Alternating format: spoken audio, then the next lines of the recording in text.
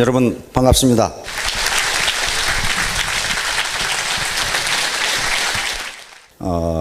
이렇게 앞에서 보면은 오늘 처음 오신 분들을 금방 알 수 있다. 그런데 저도 금방 알 수 있네요. 돈 된다고 해서 왔더니 웬 산신령 같은 놈이 나와가지고 뭔 얘기를 하려고 지금 나왔나 하고 인상을 푹 쓰고 있는 분들은 오늘 처음 오신 분들입니다. 그래서 처음 오신 분들을 중심으로 제 이야기를 드리려고 합니다. 근데 먼저 경고해 드릴 것은요, 저는 돈 버는 얘기를 통 못합니다. 돈을 벌어본 적이 없거든요, 저는. 그런데 프로야구 선수가 이 홈런을 잘 치려면은 체력 운동을 잘해야 된다고 합니다. 지금 이제 새해가 들어오면 그 프로야구 선수들 동계 훈련에 들어가죠. 근데 동계 훈련을 하는 걸 보면요, 꽁치는 것은 몇 시간 안 돼요. 맨날 목에다가 타이어 걸고 끌기, 한마로 타이어 치기, 요짓만 하고 있어요. 그리고 구보, 뛰는 거. 그렇게 기초 체력이 튼튼하지 않으면요, 공이 맞지를 않는답니다. 그런 거예요. 우리가 교육을 받는 이유는요, 명확합니다. 돈을 많이 벌기 위해서 받는 것도 있지만은 우리가 세상을 보다 넓은 시야로 보고 궁극적으로는 멋진 인간이 되기 위해서 교육을 받습니다. 공부를 하는 것도요, 대학원까지 가서 공부를 하는 것도 세상을 살아가는데 가능하면 멋진 인간으로 살아가기 위해서 그렇게 공부를 합니다. 돈 들여서. 초등학교도 안 가고 학교 전혀 안 다니고도요, 애 낳고 밥 짓고 돈 버는 데는 전혀 상관없어요.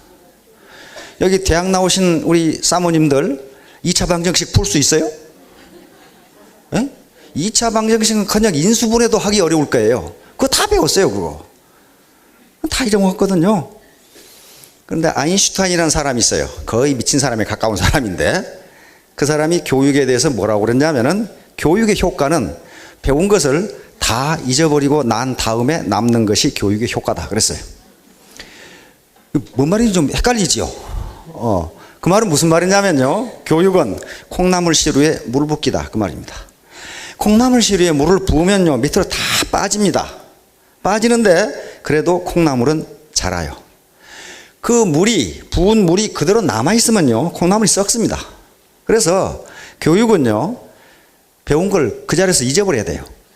잊어버려야 되는데 그러고 나서 뭔가 남는 게 있어요. 그게 교육의 효과예요. 그게 어떻게 남느냐? 멋진 인간으로 남습니다. 제가 오늘 드리려고 하는 얘기는요, 팍스 아토미카라는 제목으로 하도록 하겠습니다. 팍스 아토미카. 팍스는 피스라는 말입니다. 평화. 라틴어이고 로마 신화에서 평화의 여신 이름이 팍스입니다. 이것은 그리스 신화에서 에이레네라고 하는 여신이 로마 신화에 와서 팍스가 되는데, 영어 이름에 아이린이라는 여자 이름이 많아요. 아이린 이렇게 아이린이 평화의 여신이라는 말입니다. 거기서 따온 말이에요. 자, 그러면 아토미카는 아토미를 통한 평화.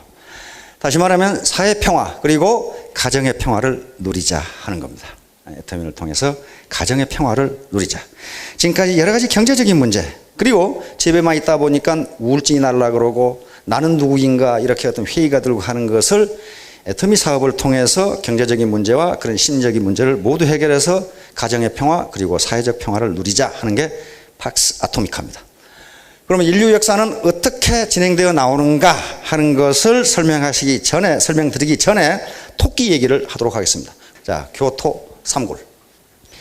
요 얘기는요, 사기 열전의 맹상군 열전, 그리고 이 전국체계에 나오는 이야기입니다. 이게 전국시대니까, 전국시대는 서로 옆에 있는 나라를 먼저 뺏어먹는 놈이 임자인 시대가 전국시대예요. 전쟁으로 날을 새던 시대입니다. 그러니까 각국은 유능한 인재를, 그 사람의 신분 고화, 재산의 유무를 불문하고 유능한 인재를 구하기 위해서 혈안이 됐던 시대입니다. 그런데 제나라에 맹상군이라고 하는 저명한 재상이 있습니다. 이름난 재상이 있어요. 그 사기 열전에 등장할 정도면 굉장한 인물입니다. 근데 여시춘치에 나오는 여불이라든가 춘신군이라든가 하는 사람들도 전부 그런 인물들이에요. 맹상군이 자기 집에 식객을 많이 먹였습니다. 지나가는 사람들 밥을 먹이고 거기서 거주하게 하는 거예요. 맹상군 집에서 밥을 먹고 지내던 식객들이 3,000명이었다고 사기에는 기록되어 있습니다. 그런데 3,000명이나 되는데 어느 날 풍원이라고 하는, 풍환 또는 풍원이라고 돼요. 풍원이라고 돼요. 풍환이라는 사나이가 나타나서 이 집에서 식객을 해야 되겠습니다 하고 왔어요. 그럼 맹상군이 면담을 했어요. 자네는 잘하는 게 뭔데? 자네는 좋아하는 게 뭔가? 그러니까 나 좋아하는 거 없습니다. 그건 잘하는 건 뭔데? 그러니까 잘하는 것도 없습니다. 근데 완전히 거지야. 거지도 상거지가 하나 나타나서 그런단 말이에요. 그래서 기숙사가 A, B, C 3등급이 있는데 C급 기숙사에 묵게 했어요. 근데 C급 기숙사는 거기서 고기 반찬이 없이 나물만 주는 기숙사입니다. 그래서 거기 넣어놨더니 거지를 거기 밥 먹고 살게 해놨더니 불평을 하는 거예요. 왜 고기 안 주냐 이게. 왜 고기 안 주냐 이게. 불평을 해서 맹상군이 B급 기숙사로 옮겨줬어요. 그럼 매일 고기 반찬에 밥을 먹을 수 있는 기숙사가 B급 기숙사예요. 그런데 이제 그놈 불평 없느냐 그랬더니 불평이 심하다. 제일 심하다 이게. 왜 그러냐 그랬더니 왜 출입할 때 수레를 안 주냐 이게. 지금 같으면 자가용을 왜 안 주냐 그 말이에요. 수레를 안 주냐 이게 걸어다니기 싫다 이거지. 아이고 이놈 봐라. 그래서 또 A급 기숙사로 또 옮겼어요. 그래서 이제 고기 반찬에 좋은 옷에 그리고 출입할 때는 수레를 타고 가도록 만들어졌어요. 이제야 불평이었겠지. 그랬는데 또 불평이야. 왜 집을 안 주냐 이거야. 그래서 이놈이 무슨 사정이 있는가 보다 하고 조사를 해봤더니 그 노모가 살아계시는데 가난하게 살고 있어. 집도 없이. 그래서 그 노모의 집을 지어주고 식량을 충분히 대주고 했더니 불평이 없어졌어요. 그렇게 해서 몰래 그냥 그럭저럭 저 식객이 3,000명인데 그놈이 어떻게 지내는지 어떻게 알겠어요 그 거지가. 근데 1년 뒤에 어떤 일이 있었냐면은 이 맹상군이 3,000명이라는 식객을 먹여 살려야 되니까 시급으로 설이라고 하는 땅을 시급으로 받았습니다. 시급으로 받는다는 것은 우리 과거 조선왕조도 그렇게 했습니다. 이 대신들에게 공신들에게 땅을 나눠주죠. 땅을 나눠주면 땅의 소유권을 주는 게 아닙니다. 이 땅은 누구 거예요? 왕의 땅입니다. 왕. 보천지하의 막비왕토라고 그랬어요. 그래서 조선 천지는 전부 다 왕의 땅이에요. 소유권은 왕에게 있어요. 그러면 공신에게 경기도에 어디 땅을 준다. 그 말은 땅의 소유권을 주는 게 아니고요. 거기서 나오는 세금을 네가 받아먹어라. 그 말이에요. 그게 수조권이라고 하는 권리예요. 그랬듯이 맹상군에게도 시급을 줬는데 여기 백성들이 내는 국가에 내는 세금을 국가에 주지 말고 네가 받아먹어라. 그게 시급이에요. 근데 거기서 나오는 쌀만 가지고는 돈만 가지고는 3,000명을 먹여 살릴 수가 없으니까 맹상군이 그 땅에다가 고리때 돈놀이를 했어요. 돈을 빌려주고 이자를 받는. 근데 그 빌려간 백성들이 돈을 안 갚아. 그래서 누구 가서 돈 좀 받아오라고 그러니까 1년 뒤에 이 풍한이라고 하는 사나이가 내가 받아오겠다 이게. 내가 받아오겠다. 그러면서 떠나면서 죽은 제가 돈 받으면 뭐 사올까요? 이렇게 물었단 말이에요. 뭐 사올까요? 그러니까 맹상군이 자네가 봐서 이 집에 부족한 거 사오게. 그랬단 말이에요. 알겠습니다. 하고 갔단 말이에요. 가가지고 보니까 가난해가지고 이자를 못 낼 사람이 있고 부자인데 안 내는 사람이 있고 그래서 부자들에게만 이자를 받았어요. 이자를 받고 그걸 가져온 게 아니고 거기서 소와 돼지를 잡고 술을 사가지고 술 파티와 고기 파티를 벌였어요. 그래가지고 이건 우리 주군께서 백성들에게 베푸는 것이다. 주군이 이렇게 하라고 그랬다. 그러니까 백성들이 얼마나 기분 좋겠어. 그리고 그 차용증을 전부 불태워버렸어요. 그리고 이것도 우리 주군께서 그렇게 하라고 그랬다. 그리고 다 불태워버렸어요. 그러고는 덜렁덜렁 빈손으로 왔지. 그러니까 돈 받아왔냐 이거야. 부족한 거 사오라 해서 다 사왔습니다. 뭐 사왔는데 이 집에 보니까 창고에는 금은 보화가 가득하고 저쪽 뒷뜰에는 아름다운 후궁들이 가득하니까 없는 것이 하나 있습니다. 뭐가 없나? 의가 없습니다. 정의가 없습니다. 그래서 그걸 사왔습니다. 그래가지고 노발대발 해가지고 그냥 없었던 일로 하고. 근데 1년 뒤에 제나라 임금이 바뀌면서 아들이 임금이 되니까 자기 아버지가 임명해놓은 재상, 우리 같은 국무총리죠. 이게 나이가 들고 그러니까 자기 또래로 바꾸려고 그러겠죠. 그래서 맹상군이 해임이 돼버려요. 해임이 되면 시급도 다 뺏기고 이제 없어져 버려요. 낙심을 하고 있으니까 드디어 풍원이라는 사나이가 나타나서 그러면 설당으로 가십시다. 그리고 설당으로 맹상군을 모시고 갑니다. 설당에 가니까 백성들이 어떻게 하겠습니까? 맹상군 만세를 부르는 거예요. 자기 부채 다 탕감해 버렸지. 고기 파티, 술 파티 벌어졌지. 그래서 맹상군이 하는 소리가 내가 자네가 사온 의가 뭔지를 이제 알겠네. 이렇게 된 거란 말이에요. 여기서 살면 되겠구만. 그러니까 풍원이 하는 소리가 그렇지 않습니다. 교는 교활하다 또는 꾀가 많다 그 말이야. 꾀가 많은 토끼는 굴을 3개 판다.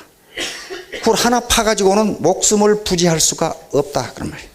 그러니까 교토 3굴이듯이 이제 주군께서는 겨우 굴 하나 팠습니다. 이 굴 가지고는 주군께서는 높은 베개를 베고 주무실 수가 없습니다. 다시 말하면 언제 죽을지 모른다. 그러니까 제가 굴을 2개 더 파드리겠습니다. 그래서 굴을 파기 시작하는 거예요. 우선 금은 보화를 잔뜩 싣고 옆에 있는 경쟁국이 유나라로 가가지고 유나라 임금을 설득해가지고 그 당시 맹상군이란 재상의 이름은 세상에 알려져 있었기 때문에 굉장히 유능한 사람입니다. 전향반이 해임됐으니 전향반을 빨리 등용하는 국가가 전국시대 세상을 지배할 겁니다. 이렇게 설득을 했어요. 그러니까 위나라 임금이 들어보니까 그럴듯하고 자기도 잘 알고 있었어요, 맹상군. 그래서 더 많은 금은 보화를 싣고 맹상군에게 이 나라의 재상이 되어 주십사 하고 사신을 보냅니다. 이때 풍어는 금은 보화를 실은 마차보다 더 빨리 와가지고 거기서 이렇게 싣고 올 테니 거절하십시오. 이렇게 이야기한단 말이에요. 그리고 3번을 거절하십시오. 그러면 위나라에서 맹상군을 모시러 온다는 이 정보를 제나라 임금이 알까요, 모를까요? 압니다. 알아요. 그러니까 국경에서 빨리 정보원이 가서 보고하겠죠, 임금께. 위나라에서 모셔가려고 합니다. 3번을 거절하니까 이게 제나라에서 어떻게 하겠습니까? 이거 큰일 났거든. 저 사람 갔다 오면 큰일 났거든. 그래서 전보다 더 많은 금은 보화를 싣고 와가지고 제가 잘못했습니다. 재상을 부디 맞춰 주십시오. 해가지고 전에보다 더 많은 시급과 금은 보화를 주면서 다시 제나라 재상으로 들어갑니다. 자, 이제 죽은 굴 2개 팠습니다. 하나만 더 파면 됩니다. 그래도 안심이 안 된다 이게. 이게 정치는 무섭습니다. 권력은 무섭기 때문에 언제 맞아 죽을지 몰라요. 벼슬을 하는 사람들 중에서 가장 무서운 건 적이 아니라 임금이라고 합니다. 임금은 자기 마음에 들지 않으면 뭘 뒤집어 씌우든 뒤집어 씌워 죽여요. 그 전국시대 생립니다. 그래서 마지막 한계를 어디다 파괴했느냐. 제나라 임금을 설득해가지고 맹상군이 시급으로 받은 설당에다가 제나라에 종묘를 지으라고 설득하는 겁니다. 종묘는 뭡니까? 역대 임금님들의 위패를 모신 것이기 때문에 그 땅을 함부로 무기를 가지고 들어오는 놈은 능지처참을 한단 말이에요. 그래야만 누가 쳐들어오질 못해 거기를. 그래서 제나라 임금을 설득해가지고 맹상군의 시급인 영지인 설당에 제나라 종묘를 세우도록 만듭니다. 그걸 세웠어요. 그러니까 풍원이 맹상군에게 이제 굴 3개 다 팠습니다. 이제 주군께서는 베개를 높이 베고 주무셔도 주군께 시비를 걸 놈이 없을 겁니다. 역시 그 사기 기록에 보면은 맹상군은 수십 년간 재상을 했는데 한 번도 도전을 받지 않았어요. 그리고 대대로 잘 살았어요. 이게 바로 굴 3개 파는 거예요. 자, 오늘 여기 오신 분 중에 가게를 하신 분, 그 굴 하나밖에 안 되는 거예요. 그 언제 망할지 몰라요. 미장원 하시는 분, 그 굴 하나예요. 그 언제 망할지 몰라. 우리 동네 보니까 돈 버는 것은요, 간판집하고 인테리어 집이더라고. 무슨 놈의 간판이 날마다 바뀌나, 그게. 그래, 망했다는 거거든요. 그 굴 하나 가지고 있으니까 그래요. 굴 하나 가지고 있으니까. 그래서 요 교토 3굴은요, 현대그룹의 모토입니다. 현대그룹이 교토 3굴이라고 정했어요. 그래서 전 사원들에게 이걸 명심하라고 그랬어요. 교토 3굴. 그래서 지금 연금 받고 계신 분들도 계실 텐데 그 굴 하나밖에 안 되는 거예요. 굴. 그래서 적어도 굴은 3개를 파야 평생 높은 베개를 베고 잠을 주무실 수가 있어요. 오늘 보니까 굴 파러 오신 분들이 많은데 너무 힘들게 파지 마시고 하여간 피할 수 있도록 굴을 파시기 바랍니다. 자, 팍스 아토미카. 인류 역사는 로마 시대부터 팍스 로마나라는 말이 만들어지면서부터 팍스란 말이 나오기 시작합니다. 로마는 공화정 말기에 대혼란을 겪는데요. 아우구스투스, 본명은 옥타비아누스입니다. 옥타비아누스가 정권을 잡으면서 옥타비아누스, 안토니우스 아시죠? 영화도 많고 안토니우스와 함께 삼두 정치를 하면서 옥타비아누스는요 무슨 싸움을 잘하는 장군도 아니고 아주 허약한 인물이었습니다. 그런데 카이사르 알죠? 시저가 암살을 당했어요. 브루투스라든가 카시누스에게 암살을 당하는데 카이사르의 아들이었기 때문에 아들이 없었어요. 아들이 없는데 이게 자기 조카예요. 옥타비아누스를 암살당하고 없는데 시저의 유서를 보니까 이 옥타비아누스를 자기 양자로 삼는다는 기록이 있었어요. 그래서 자기 삼촌인 시저의 양자로 입적을 합니다. 입적을 해서 그때부터 능력을 발휘하기 시작하는데 안토니우스, 레비투스와 함께 로마를 3개로 나누어서 한쪽을 통치하게 됩니다. 그런데 그때 괴물 같은 여인이 나타났는데 누굽니까? 클레오파트라. 이게 여자가 너무 이쁘면 괴물이에요. 그거. 그 당시 세계를 지배하고 가장 탁월한 영웅인 카이사르, 시저와 안토니우스를 잡아먹은 여자가 클레오파트라예요. 에집트 여왕 클레오파트라. 하여간 무지무지 이뻤던 모양이에요. 그런데 그래서 두 영웅이 어떻게 됩니까? 클레오파트라하고 결혼을 하죠. 그래서 클레오파트라와 카이사르 사이에 난 아들이 있고 클레오파트라와 안토니우스 사이에 난 아들이 있어요. 물론 클레오파트라는 처음에 왕이 될 때 자기 동생하고 결혼했습니다. 남동생하고 결혼해서 왕이 됩니다.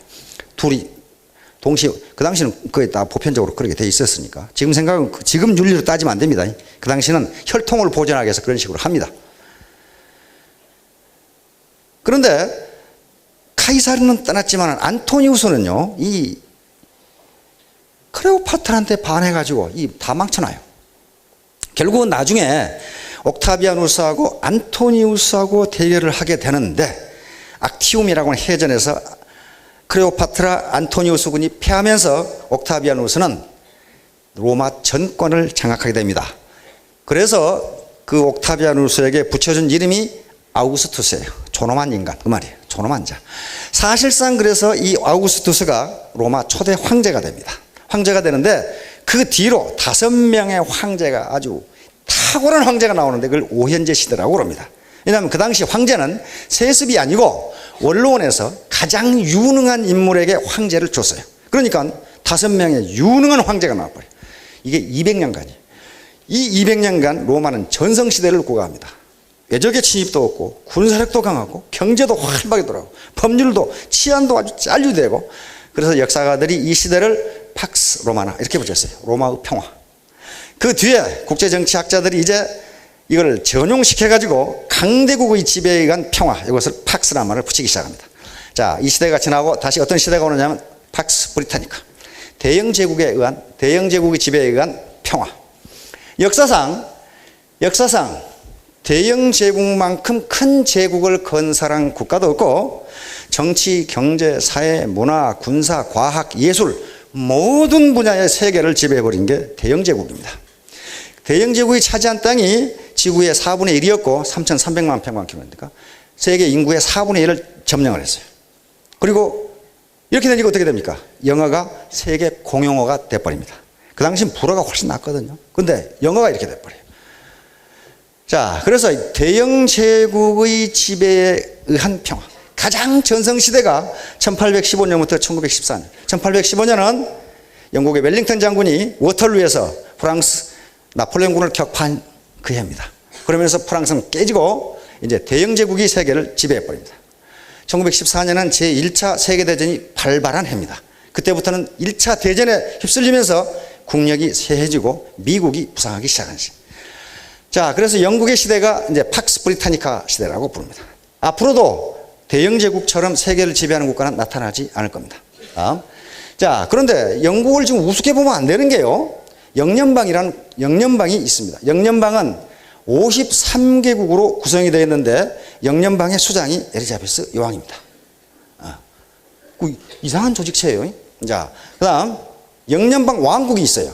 영연방 왕국이 있는데 영연방 국가 중에 영국 여왕을 국가 원수로 하는 국가가 16개 국가예요. 대표적인 국가들이 캐나다, 호주, 뉴질랜드, 전번에 우사인 볼트가 있었던 자메이카, 파푸아 뉴기니 등등은 국가 원수가 없습니다. 국가 원수가 영국 여왕이에요. 그럼 그 국가는 누가 통치하느냐? 영국 여왕이 명령한 총독들이 통치합니다. 그래서 몬트리올인가 캘거리인가 동계올림픽 선언할 때 마침 그때 영국 여왕이 캐나다에 가 계셨기 때문에 캐나다 수상은 온데간데도 없고 영국 여왕이 개선을 합니다. 그게 자기 통치 국가니까 그래요. 이런 식으로 이 세계에는 희한한 국가들도 있다.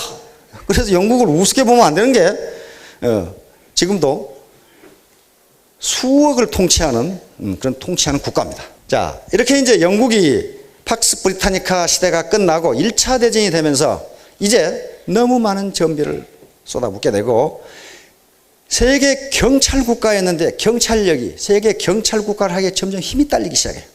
그래서 미국에게 그걸 인계를 합니다.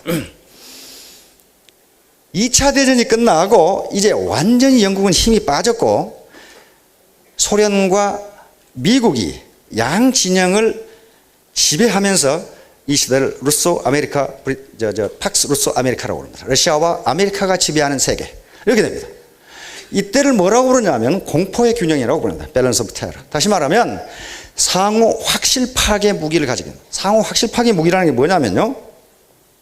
소련이 미국을 핵무기로 불시에 선제 공격을 하더라도 핵무기로 선제 공격을 해보면 어떻게 되겠어요? 초토화되죠. 그럼에도 불구하고 살아남은 핵무기가 있어서 소련을 확실하게 파괴할 수 있다. 그 말이에요. 미국도 마찬가지다. 미국이 소련을 선제 공격으로 핵무기를 때리더라도 소련에 살아남은 핵무기가 있어서 미국을 확실하게 파괴할 수 있다. 이게 상호 확실 파괴. 상호 그것을 알기 때문에 어떻게 합니까? 전쟁을 할 수가 없어요. 그러니까 공포 속에 평화가 오는 거예요. 이게 공포의 균형이라고 부릅니다. 미국 가보시면요, 무슨 사막에다가 그냥 막 8차선 고속도로를 뚫어놓고 아무도 안 다녀. 아무도. 시골 구석에도 뭐 고속도로가 무지하게 다 뚫려 있어요. 근데 시골에 고속도로 뚫는 건 이해가 되는데 무슨 사막에다가 고속도로를 뚫어놨어요. 아무도 안 가요. 그 뭐 때문에 그러냐면요, 핵전쟁 났을 경우 미국 국민이 피신할 수 있도록 그렇게 만들어 놓은 겁니다. 이 냉전시대 그렇게 만들어 놓은 거예요. 그래서 당시 냉전시대는요, 핵무기를 가지고 있는 게 소련과 미국은 땅덩어리가 크기 때문에 지상 배치 핵무기가 있어요. 지상에 핵무기가 있습니다. 그리고 핵무기를 어디 배치냐면 잠수함에 배치합니다. 주로 잠수함에 장착하고 다니는 거예요. 잠수함에 왔다 갔다 하니까 위치 찾기가 힘들죠. 그 다음에 미국은 로키산맥 지하를 파가지고 핵으로 공격해도 빵카가 부서지지 않도록 지하 깊숙이 빵카를 파서 거기에 로키산맥 밑에 철도를 놨습니다. 철도를 놔가지고 그 철도에 핵무기를 싣고 하루 종일 왔다 갔다 했어요. 왜냐하면 소련의 첩보망에 안 걸려야 되니까. 핵무기가 어디 있는지 모르도록. 그렇게도 안심이 안 되니까 전략폭격기에 핵무기를 싣고 항상 몇 대는 공중에 떠 있도록 했어요. 소련이 붕괴되면서 부시 대통령이 공중에 떠 있는 전략폭격기에 지상에 랜딩을 명령해서 랜딩했습니다. 지금은 이제 공중에 없어요. 자, 그런 시대예요. 그런 시대니까 러시아와 아메리카에 의한 평화입니다. 이것이 1991년에 소련이 붕괴되면서 끝납니다. 자, 이때 대결한 게 뭐냐면 군사적으로는 북대서양 조약기구, 지금 이거 살아남아 있죠? 북대서양 조약기구. 그 다음에 저쪽은 바르샤바 조약기구. 바르샤바 조약기구가 군사적으로 대결합니다. 그럼 경제적으로는 어떻게 대결하느냐? 경제적으로는 머셜 플랜. 자, 미국은 유럽이 전쟁으로 황폐가 되니까 어마어마한 돈을 퍼부어서 유럽을 살려줍니다. 이렇게 해서 동유럽도 포함시키려고 그러는데 소련이 압력을 넣어가지고 동유럽은, 즉 공산진영은 자기들끼리 경제체제를 경제기구를 만드는 게 코메콘이라고 합니다. 코메콘. 상호 경제원조회의라고는 만들어서 우리끼리 하자. 마실 뿐. 그러자 코메콘에 대항해서 자유진영은 미국을 중심으로 코콤이라는 것을 만듭니다. 코콤은 대공산권 경제봉쇄기구예요. 따라서 이 당시에 냉전시대에 우리가 수출을 할 때 아무렇게나 수출을 하는 게 아니고 코콤의 규제를 받습니다. 즉 코콤에서 이건 수출해도 되고 안 되고 그렇게 되는 거예요. 자, 그런데 이 코콤의 규제, 지금 북한에 미사일 만들었죠. 미사일 썼죠. 이건 코콤에 의해서 다른 나라에 수출 못하게 돼 있는데 전부 밀수로 한 겁니다. 밀수로 코콤 규제를 위반하고 일본의 회사들이 팔아먹었다는 게 들통이 났어요. 일본의 회사들이 중국에 팔아서 중국에서 북한으로 그 부품이 흘러들어갔다 하는 걸. 도시바사 공작기계라는 말은요, 당시 냉전시대에 소련의 잠수함이 핵탄두를 장착하고 어디에 있는가 하는 것을 미국의 잠수함이 먼저 파악했어요. 그럼 누가 이기겠어요? 미국이 우위입니다. 왜냐하면 소련의 핵잠수함에서 이 스크루 돌아가는 소리가 좀 세게 나요. 그래서 소련의 핵잠수함이 어디 있는가 하는 것을 미국의 핵잠수함이 금방 파악했어요. 그런데 어느 날 갑자기 미 정보부가 알아낸 것은 소련의 잠수함이 미국의 잠수함의 위치를 더 빨리 안다는 사실을 알아냈어요. 그럼 어떻게 됩니까? 자유세계가 발칵 뒤집혔습니다. 관심 없어서 그 당시 그 뉴스를 안 보셨겠지만 우리 뉴스에 계속 나왔습니다. 그래서 미국에서 근데 왜 그렇게 됐는가를 알아봤더니 코콤 규제를 위반하고 일본의 도시바사라고 있죠. 일본 도시바사가 핵잠수함의 스크루를 소리가 나지 않도록 깎는 기술을 가지고 있었는데 그 공작기기를 소련에 팔아먹었어. 그래서 소리가 안 난 거예요. 그래서 미국에서 도시바사 제품 불매운동이 일어난 겁니다. 그러니까 기업의 이윤 동기는요, 핵무기를 때려 맞건 말건 나는 상관없다. 난 돈만 벌면 그만이다. 그렇게 되는 거예요. 이렇게 해서 결국은 코메콘이 1991년 소련이 붕괴되면서 코메콘이 붕괴가 됩니다. 그러면 북한이 언제부터 굶기 시작했어요? 1995년부터 고난의 행군이 시작됩니다. 먹을 게 없었어요. 왜냐하면 코메콘의 붕괴입니다. 코메콘에 의해서 소련과 중국이 그 당시 중공이라고 그랬죠. 북한에 무상으로 원조를 무지무지 했어요. 기계라든가 그 다음에 에너지, 특히 석유, 그 다음에 식량. 그런데 코메콘이 붕괴되면서 북한에 대한 원조가 하루아침에 증가돼요. 그래서 그대로 무너져 버린 거예요. 자, 그렇게 해서 이제 팍스 아메리카나 시대가 계속됩니다. 이제 미국의 지배예요. 미국은 우리가 미국 그러지만 통상 영어로는 아메리칸 엠파이어 그럽니다. 미 제국 이렇게 부릅니다. 엠파이어도 그 당시 대영 제국 다음 가는 파워를 가지고 있는 국가가 미국입니다. 그런데 이게 혼자 세계의 패권을 장악하고 있는데 느닷없이 2001년에 세계 무역센터가 테러를 당해서 무너져 버려요. 그러면서 부시 정부는 이제 테러와의 전쟁을 시작해서 2001년에 아프가니스탄 그리고 이라크를 침공해서 전투를 벌이기 시작합니다. 이렇게 되니까 계속적으로 전비는 나가지 수출은 안 되지 예산은 많이 나가지 그러니까 소위 쌍둥이 적자에 시달리게 됩니다. 무역 적자와 재정 적자입니다. 이걸 감당할 길이 없어요. 자, 이러면서 이제 미국의 시대가 가고 뭐가 올 것이다? 중국의 시대가 올 것이다. 이걸 팍스 세니카로 부릅니다. 팍스 세니카.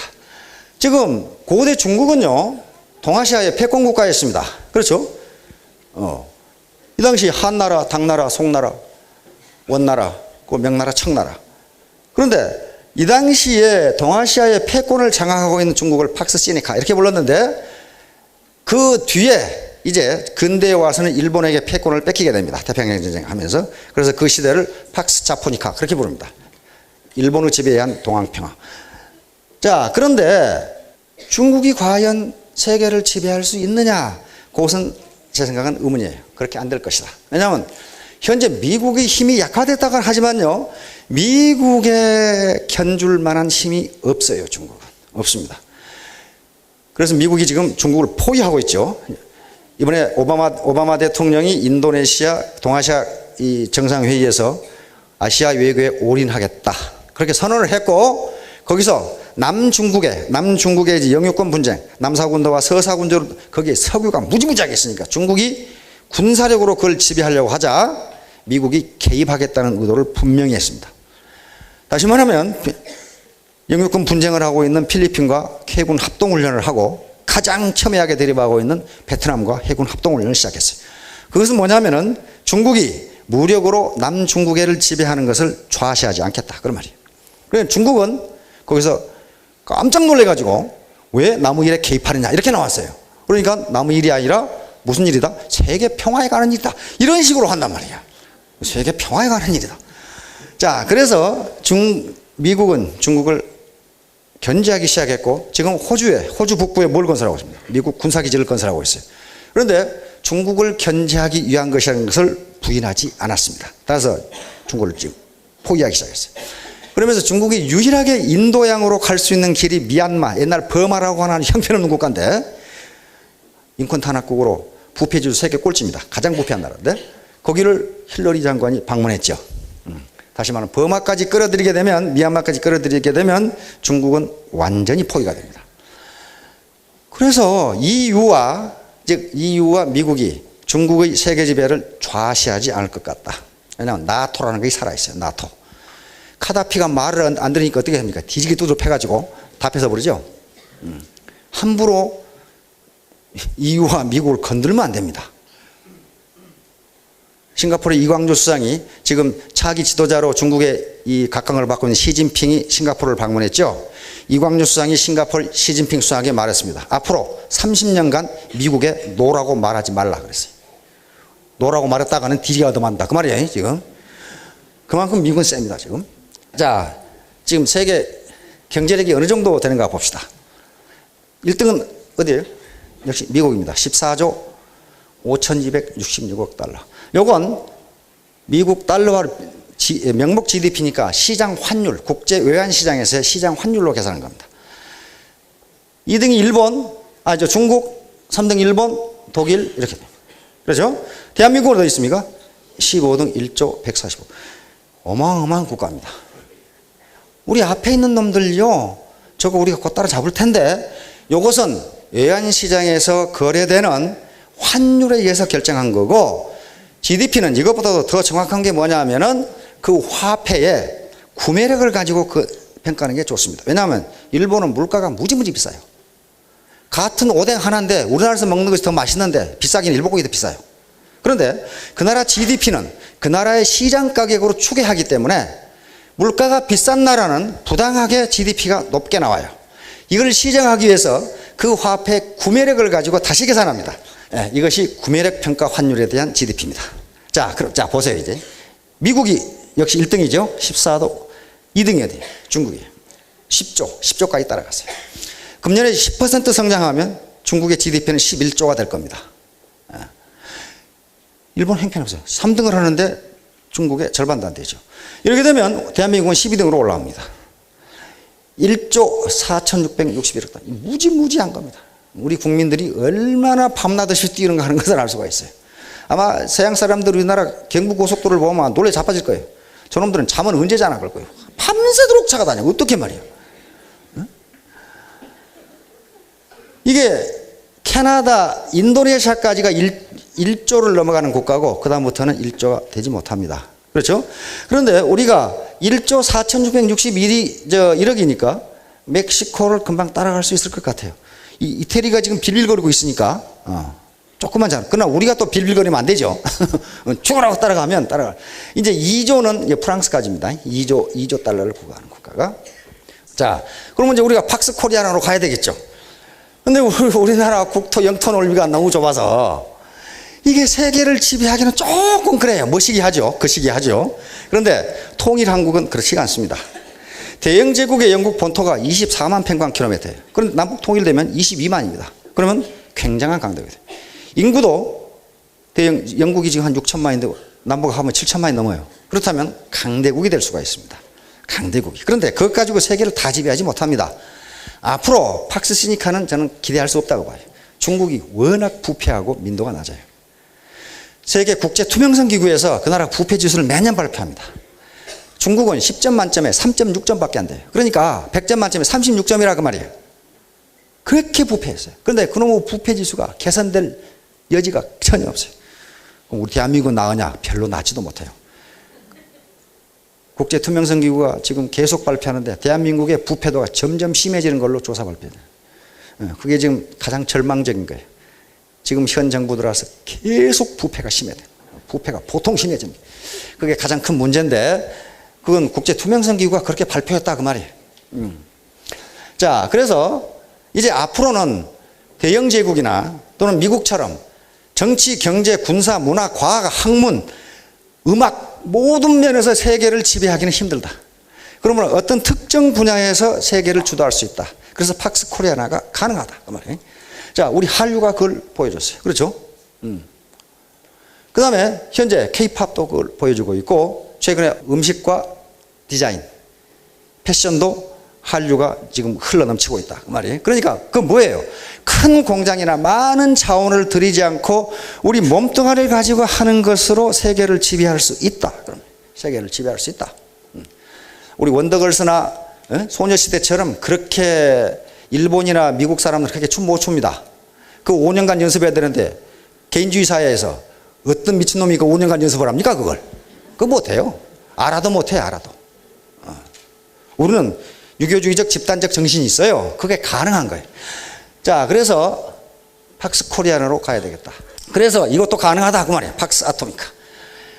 우리 유통업이라고 하는 게 우리 지금 월마트, 까르푸 들어와서 어떻게 했습니까? 우리 업체하고 경쟁해서 져서 나갔어요. 그렇죠? 월마트 같이 큰 회사도 우리가 이길 수 있다 그 말이에요. 이길 수 있다. 스타벅스 들어오는 바람에 우리 다방 마담들이 갈 곳이 없어져 버렸죠? 다 망해가지고. 다 망해갈 곳이 없어요. 그러다가 어떻게 됐습니까? 우리 토종 카페 벤에 밀리고 있죠. 밀리고 있어요. 다시 말하면 그래 우리도 한번 해볼까 했을 때 이길 수 있다. 다시 말하면 우리가 작게 출발하지만은 세계적인 유통업체들과 싸워서 이길 수 있다. 코스트코 들어가 있지만은 이마트에 밀린단 말이에요. 그렇죠? 확장을 못해요. 우리 이마트 계속 해외로 진출하죠. 그런 식으로 이런 유통 분야에서 우리는 팍스 코리아나를 실현할 수 있다. 있다. 바로 애터미를 통해서 지금 자본주의 선육들이 골머리를 앓고 있는 고용 문제와 소득 분배 문제를 해결한다면 그리고 자본주의 4.0 다시 말하면 인간의 얼굴을 가진 자본주의를 만들어낼 수 있다면 팍스 아토미카도 가능하다. 다시 말하면 영국의 폭동, 미국의 월가 점령 시 그게 뭐 때문에 그래요? 일자리 달라. 부자놈들이 다 가져가냐. 요거거든요. 요거예요. 근데 그 나라들이 허지부지한 나라들이 아니고 이제 자본주의 최선진국들이에요. 그 나라에서 사회가 그렇게 불안정하게 된다면 우리 사회도 언제 폭발할지 모른다 하는 거예요. 그거 아무도 장담 못해요. 특히 내년도에는 고용이 더 안 된다고 보거든요. 정부 자체가 발표했어요. 그래서 내년을 위기관리로 정했어요. 위기관리. 내년이 위기다. 그렇다면 이런 고용 문제, 고용 창출 문제와 소득 분배 문제를 정의롭게 해결할 수 있고 자본주의 4.0 다시 말하면 효율성과 형평성을 조화한 인간의 얼굴을 가진 자본주의를 만들어낼 수 있다면 사회평화와 가정평화를 이룰 수 있다. 이게 팍스 아토미카예요. 그러니까 어떻게 되겠어요? 사업을 정의롭게 전개해야 되겠죠. 훔친다거나 라인 빼서 이쪽으로 가져간다거나 카드 긁어가지고 안 갚는다거나 뭐 스폰서나 파트너를 협박한다거나 이건요 이렇게 해가지고 팍스 아토믹하고 나발이고 아무도 없어요. 정의롭게 해가지고 윈윈하도록 하자. 매매 게임이 아니고 비둘기 게임을 하자 그 말이에요. 매매 게임을 하면 둘 다 죽어요. 뭐냐 너 죽고 나 죽자 이렇게 나오면 어떻게 되면 이게 매매 게임이에요. 이게 치킨 게임이란 말이에요. 너 살고 나 살자 이렇게 된단 말이에요. 너 살고 나 살자.